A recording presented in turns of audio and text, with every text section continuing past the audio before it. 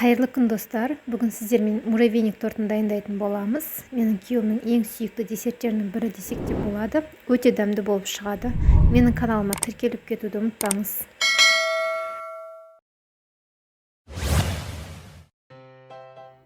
Ең алдымен ыдысымызға жұмсақ сары майымызды саламыз.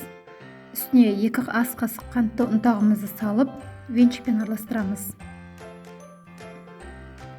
Араластырып болғаннан кейін үстіне 2 жұмыртқамызды салып, араластырып аламыз. Енді ұнымызды саламыз. 1 шай қасық қопсытқышты салып, араластырып, қамырын илейтін боламыз.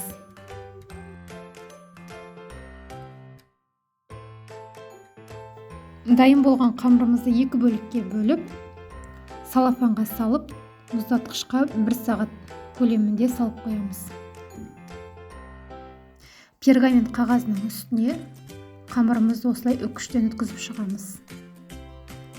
Мен 4 бөлікке бөліп істеп алдым, 4 рет пісірдім.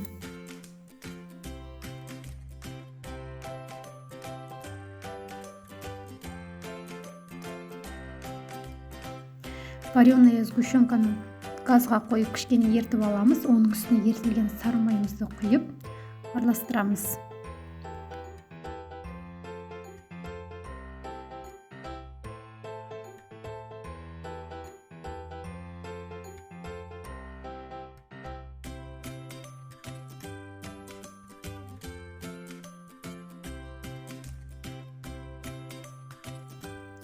Піскен корждарды осылай үгітіп аламыз қолмен.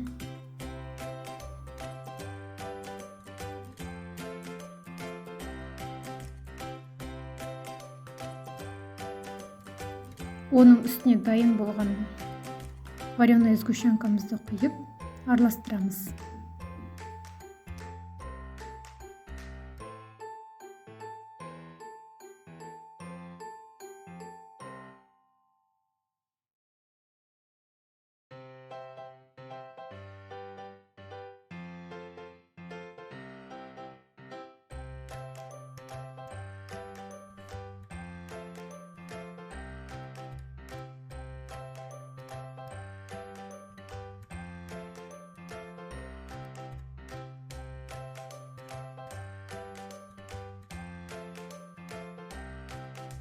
Одан кейін өз қалауыңызша форма жасап шықсаңыз болады.